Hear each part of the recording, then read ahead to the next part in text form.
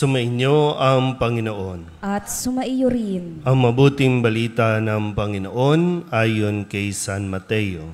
Papuri sa iyo, Panginoon. Noong panahong iyon, sinabi ni Jesus sa kanyang mga alagad, "Huwag kayong mag-impok ng kayamanan dito sa lupa. Dito'y may naninirang tanga at kalawang, at may nakakapasok na magnanakaw. Sa halip, impukin ninyo ay ang mga kayamanan sa langit. Do'y walang naninirang tanga at kalawang, at walang nakapapasok na magnanakaw.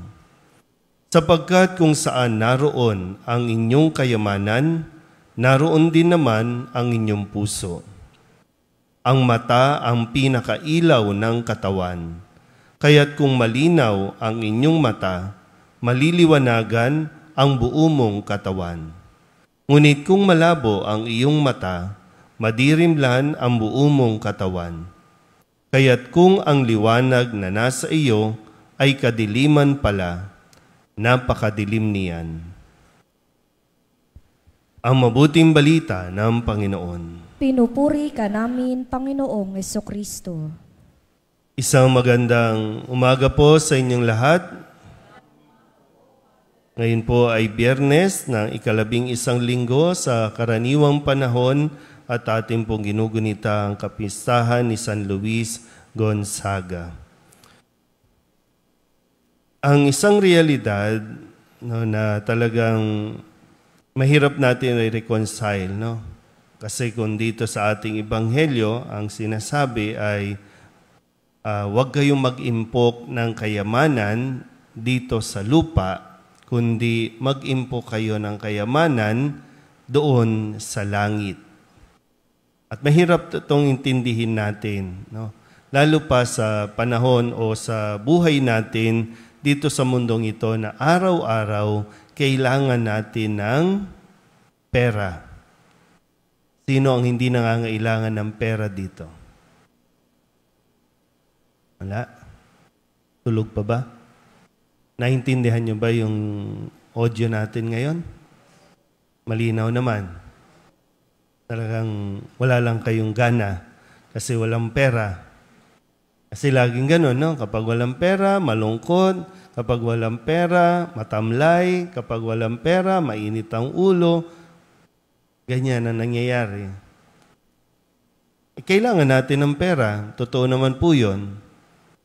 Kailangan natin araw-araw bumili ng pagkain. Kailangan natin araw-araw bumili ng maintenance, ng gamot, o kung ano paman. Hindi naman po inaalis sa atin yun, no? Kaya nga sinasabi din sa atin, no, bahagi ng kasulatan na kailangan natin magtrabaho. Ang hindi magtatrabaho, huwag kakain. Kailangan natin yun.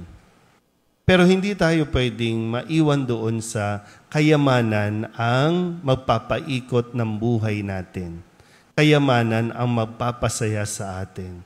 Dahil kapag ganon, gagamitin natin ang tao para magkaroon ng yaman. Ang sinasabi lang din sa atin, gamitin natin ang yaman para makarating sa langit at mangyayari yan sa pamamagitan ng pagtulong sa kapwa. Gamitin ang pera para maging mabuting tao at huwag natin gamitin ang mga tao para dumami ang pera. Kasi hindi ganon, no? Sana po naiintindihan natin ng mabuti itong ipinapaliwanag ni Jesus, no? Dahil pagdating ng araw, lahat ng kung anong mayroon tayo, iiwan din yan. Lahat ng kayamanan na itinuturing nating kayamanan, pwedeng sa isang iglap ay mawala yan. Pwedeng mawala dahil sa kaguluhan, pwedeng mawala dahil sa sunog, pwedeng mawala dahil sa kasakiman ng iba. Pero anong matitira sa atin kapag nawala yan? Kung wala sa atin ang salita ng Diyos. Pero halimbawa, ngayon ba, kasi ngayon madali nating i-monitor, no, yung pera natin, magkano na ba ang nakalagay o nakaipon sa bangko, magkano ba naman ng pitaka mo, magkano bang nasa bulsa mo, madaling i-identify. Pero chinecheck din ba natin yung balanse? Magkano na kaya ang ipon ko sa langit? Mayroon na ba tayong naiipon sa langit? Pag sinabing naiipon sa langit, no, ano na ba mga kabutihan ang nagagawa natin? Kasi hindi literal na pera, no, yung ating iipunin sa langit, kundi yung ating pagsunod sa Diyos. At ano-ano ba yung sinusunod natin na sinasabi ng Diyos para masabi natin, yun, no, mayroon tayong na-add to cart. No? Mahilig tayong mag-add to cart. Pero meron ba tayong na-add to cart doon sa langit para pagdating ng araw, sige, bilhin na lang. Palapit na tayo ng palapit sa ating katapusan.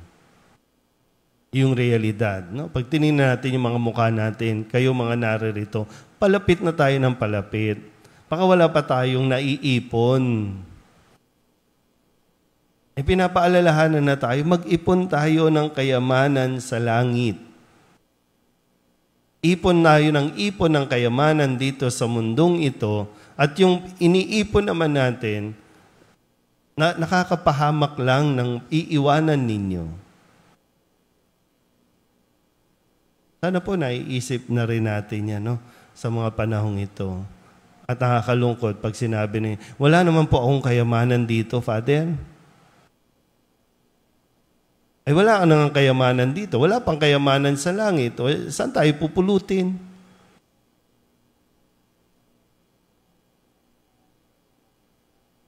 Anong gagawin natin? Dasal tayo ng dasal, di ba? Di ko alam, no? Pero araw-araw dadasal, Lord, bigyan mo kami ng pera, Lord. Ay nakakatawa nga lang minsan, no? Ang pag-asa natin, ang pag-asa ng karamihan ay pagtaya sa loto. Matanda na yan, pero nakapila pa sa loto kasi tumatanda na, hanggang pagtanda, ganun pa rin, Lord, maraming pera, maraming pera. Ulitin ko po, no? Kailangan matuto tayong magpaikot ng pera. Hindi magpaikot ng tao para magkapera. Kasi yung realidad na nakikita natin, na napapanood natin sa mga social media, sa TV, sa mga sinusundan natin, mayayaman na pero hindi pa rin makontento. Mayaman na yan, pero ang tingin pa rin sa sarili, kulang o mahirap pa rin. Ano ba pinagkaiba natin, tayo mga naririto, doon sa mga nagmamayari ng mga hotel, ng mga resort na pinupuntahan natin? Mayayaman na yun. Pero halos magkapareho lang tayo ng pananaw, mahirap pa rin at kulang pa rin. Kailangan natin magising, no? Kaya nga, tingnan mo yung, sabi nga dito, di ba? Kailangan maging malinaw ang ating mga mata para mas makita mo talaga yung buhay mo dito ng mas malinaw. At makita mo kung ano talaga ang tunay na kayamanan na dapat nating pahalagahan. Amen?